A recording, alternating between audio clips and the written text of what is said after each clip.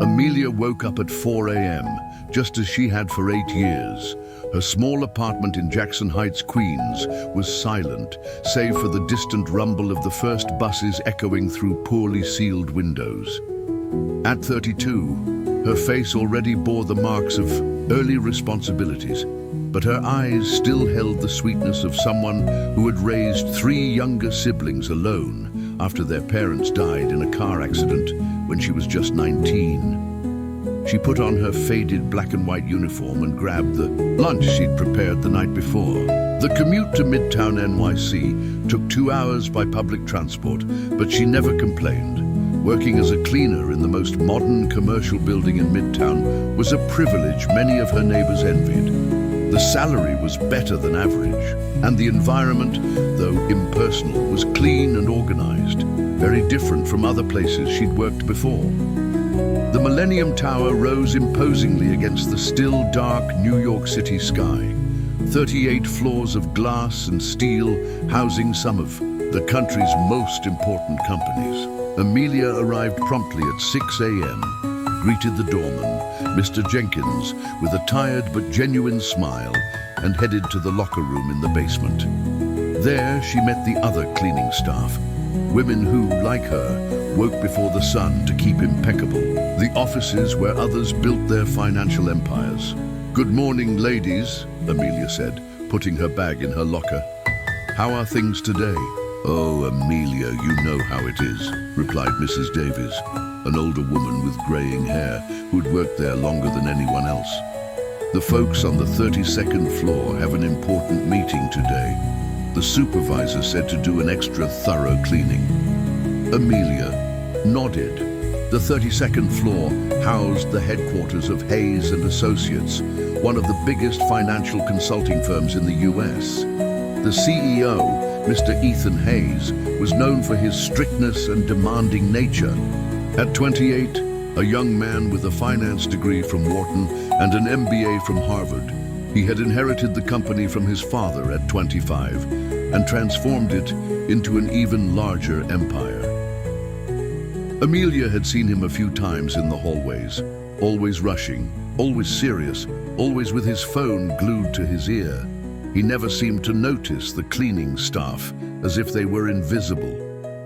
The women dispersed to their assigned floors, each responsible for a specific section of the building. Amelia took the elevator up to the 32nd floor, where silence still reigned supreme. It was 7 a.m., and the executives wouldn't start arriving until around 8:30. She had an hour and a half to make everything perfect. She started in the reception area, wiping down the fine wood furniture, arranging the magazines on the coffee table, and vacuuming the beige carpet that covered the entire space. Then she moved on to the conference rooms, cleaning glass tables, arranging leather chairs, and checking if the presentation equipment was working. It was meticulous work that required attention to detail. Around 8 a.m., Amelia heard a sound coming from the main office at the end of the hallway.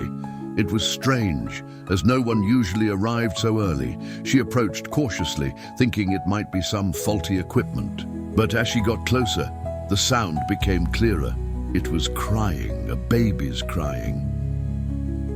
Amelia hesitated for a moment at the slightly ajar door of Mr. Ethan Hayes' office. The crying intensified, a desperate sound that tugged at her maternal heart. She couldn't resist. She gently pushed the door open and stepped inside. The office was immense, with a panoramic view of the city. There was a mahogany desk that took up a good portion of the room, shelves filled with books and trophies, and in the corner, a leather armchair where Mr. Ethan Hayes sat, still in his rumpled suit from the day before, holding a baby. The man seemed lost, awkwardly rocking the child as she cried inconsolably. "Excuse me, sir," Amelia said, unsure whether to stay or leave. "I came to clean, and I heard the crying." Mr. Hayes looked up, and Amelia was surprised to see his eyes were red, either from exhaustion or suppressed tears. "No, I can't make her stop," he said, his voice cracking. "She won't stop crying." Amelia observed the scene for a few seconds. The baby, a few months old, had a red face from crying so much. Mr. Hayes held her stiffly, as if she were a fragile piece that might break at any moment. Instinctively, Amelia moved closer. "May I?" she asked, extending her arms.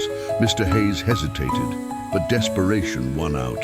He handed the child to Amelia, who immediately settled her more naturally in her lap, making gentle movements and murmuring sweet words softly. In a few minutes, the crying stopped and the baby calmed down. "How did you do that?" Mr. Hayes asked, incredulous. "Experience," Amelia replied simply, continuing to rock the child. "I raised my 3 younger siblings from when they were babies. It's a matter of practice." She looked at the man in front of her, noticing his unshaven face, his rumpled suit, his expression of utter exhaustion. "Is she your daughter?" Mr. Hayes nodded, running his hands over his face. "Isabella was born 3 months ago. Her mother left us last night. She just walked out, said she couldn't do it anymore, that she wasn't ready to be a mother at 26. His voice trembled. "She left Isabella here in the office with a nanny I hired in a hurry. But the woman had a family emergency and had to leave during the night. I didn't know what to do."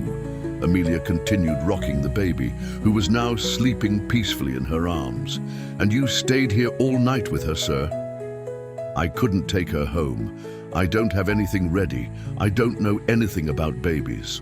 Mr. Hayes sank heavily into the armchair. "My life has always been about work. I never thought about this, never prepared for it." "Every parent goes through this at the beginning," Amelia said softly. "It's normal to feel lost, but she needs basic things: food, diaper changes, affection." "When was the last time she nursed?" Mr. Hayes looked at his watch. "About 4 hours ago, I think. There are some ready-made bottles in the fridge over there." He pointed to a mini fridge in the corner of the office. "Then she's hungry," Amelia said. "I'll prepare a bottle for her. Can you hold her while I do that?" Mr. Hayes took the baby back, more confidently this time, watching how Amelia moved naturally around the office, preparing the bottle, testing the temperature on her wrist, checking it was just right. In a few minutes, Isabella was drinking calmly. "You'll need to hire a professional nanny, sir," Amelia said, observing the scene. "A child this age needs constant care." "I know," Mr. Hayes replied, without taking his eyes off his daughter. "But yesterday everything was so sudden. Carla just packed her bags and left, said our relationship was a mistake, that she wasn't ready for motherhood, that she wanted to resume her modeling career." He paused. "We were just acquaintances who went out a few times. When she got pregnant, we thought we could try to form a family, but it never really worked out." Amelia sensed the pain in his voice. "And now you'll raise Isabella alone?" "I have no choice, do I? She's my daughter." Mr. Hayes looked at Amelia. "Could you help me, just until I can hire someone? I'll pay whatever it takes." Amelia hesitated.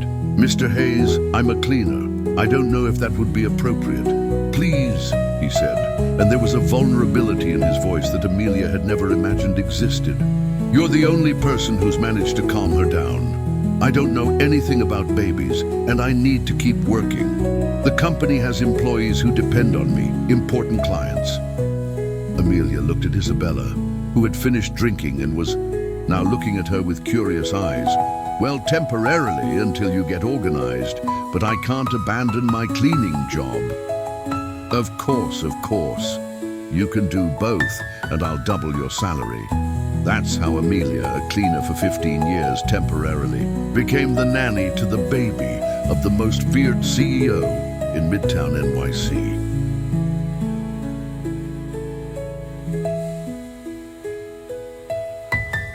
In the following days, Amelia developed a strange routine. She arrived early, cleaned the office while Isabella slept, and when the baby woke up, she cared for her while Mr. Hayes was in meetings. At first, the situation was awkward.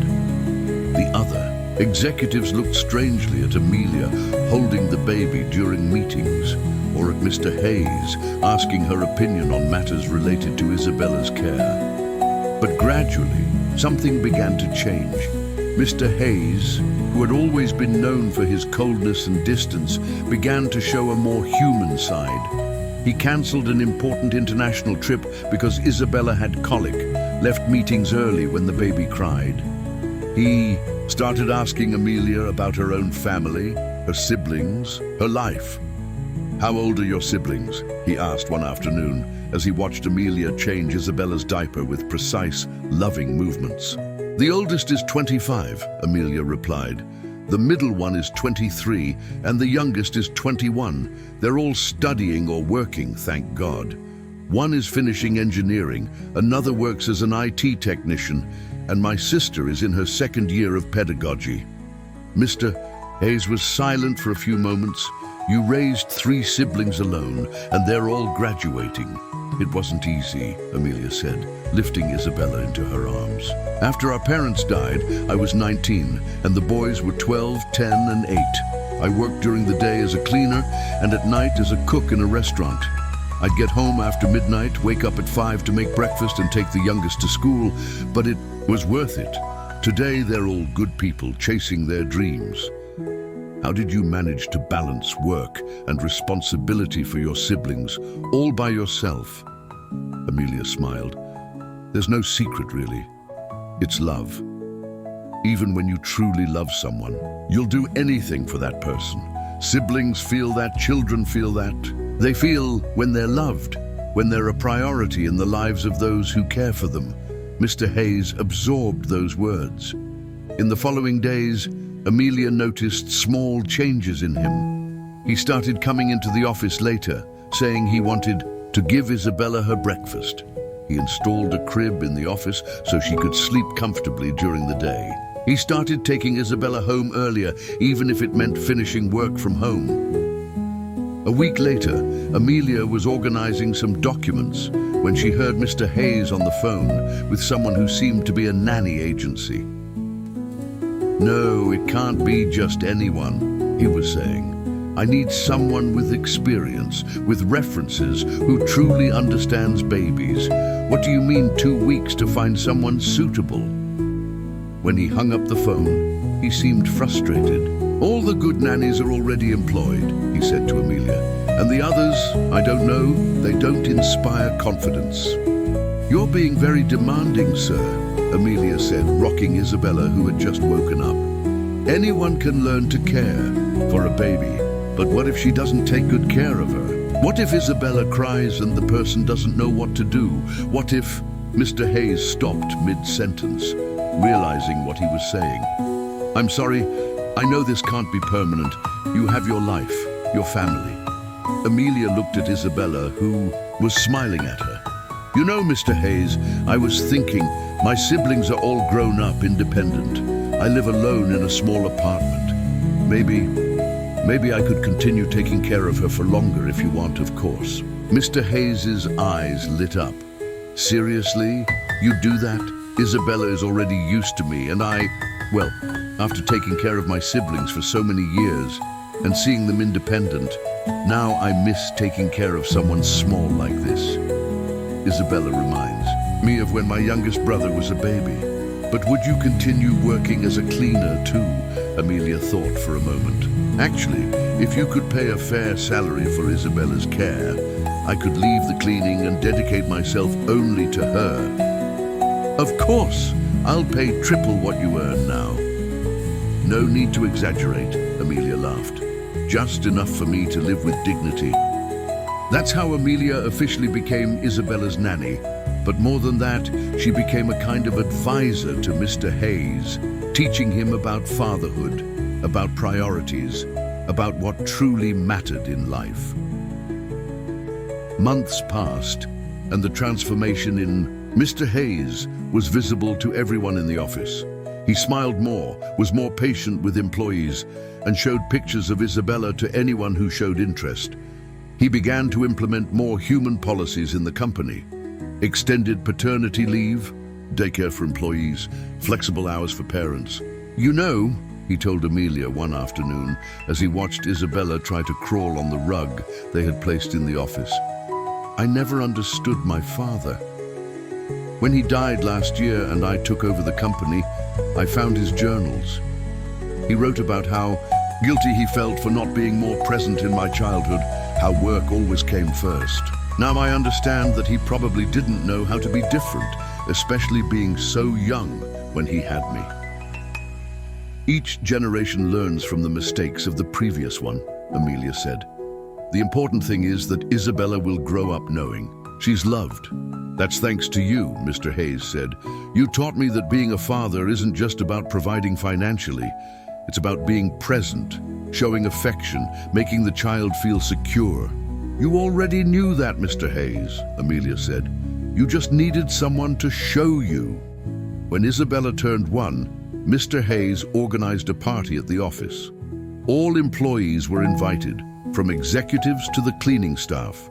Amelia was radiant, seeing how Isabella had developed, how Mr. Hayes had transformed from a cold, distant CEO into a caring, present father. "Amelia," Mr. Hayes said during the party, "I have a proposal for you." "Yes, Mr. Hayes?" "Stop calling me sir. We're family." "Now," he smiled, "and my proposal is this. How about you move into my house? There's a perfect room for you, with its own bathroom and everything. Isabella already sees you as a relative, and I see you as part of the family." Amelia felt her eyes well up with tears. "Mr. Hayes, that's very generous, but I don't know if it would be appropriate." "Why wouldn't it be? You've taken care of Isabella since she was 3 months old. You taught me how to be a father. You're more family than many blood relatives." He paused. "And besides, Isabella will need you as she grows up. I can give her everything material, but you give what I'm still learning to give. Unconditional love, patience, life wisdom." Amelia looked at Isabella, who was playing on the floor, surrounded by adults who adored her. She thought about her lonely life in her apartment in Jackson Heights, Queens, the hours spent on public transport, the routine that had become mechanical after her siblings left home. "Okay," she said finally, "but with one condition. Anything you want, that you let me cook. No housekeeper for that. I insist on preparing Isabella's meals and yours too." Mr. Hayes laughed. "It's a deal, but only if you teach me some recipes. I want Isabella to grow up knowing the food that Amelia made for her own siblings." And so, 2 years after that morning when Amelia entered the office to clean and found a crying baby, she moved into Mr. Hayes' mansion on the Upper East Side, Manhattan. The room he had prepared for her was larger than her entire old apartment, with a view of a well-kept garden where Isabella played every afternoon. The household routine was different from anything Amelia had ever known. Mr. Hayes arrived home from work every day at 6 p.m. sharp to have dinner with Isabella. They spent evenings playing, reading stories, and bathing the little girl. Weekends were entirely dedicated to family, with outings to the park, visits to the zoo, and lunches at the home of Amelia's siblings, who had adopted Mr. Hayes and Isabella as part of their extended family. "Do you know what's most incredible about all this?" Mr. Hayes said to Amelia one night as they watched Isabella sleep in her crib. "What? I always thought success was having the most successful company, the highest revenue, professional recognition. But now I understand that success is this right here. It's Isabella sleeping peacefully because she knows she's loved. It's you being part of our family. It's me being able to be the father my own father never managed to be." Amelia smiled. "You were always capable of that, Ethan. You just needed the right opportunity. The right opportunity was you walking into that office at the exact moment I needed help the most. 3 years after that day, when Isabella was already talking and running. Around the house, Amelia reflected on how life could take unexpected turns. She, who at 19 had taken on the responsibility of raising 3 siblings and at 32 was still working as a cleaner, was now an essential part of the life of one of New York City's most important families. Not because of money or status, but because of love, care, and mutual understanding. Isabella called Amelia aunt and Mr. Hayes dad, and the three formed an unconventional but true family. Amelia had taught Mr. Hayes that fatherhood is not a burden, but a privilege, and Mr. Hayes had shown Amelia that she had always been much more than a simple cleaner. She was an educator, a caregiver, a person capable of transforming lives. And it had all started with a crying baby and a woman who couldn't ignore that sound, because deep down she knew that some things in life are more important than protocols, hierarchies, or social differences. Some things just need love to be resolved.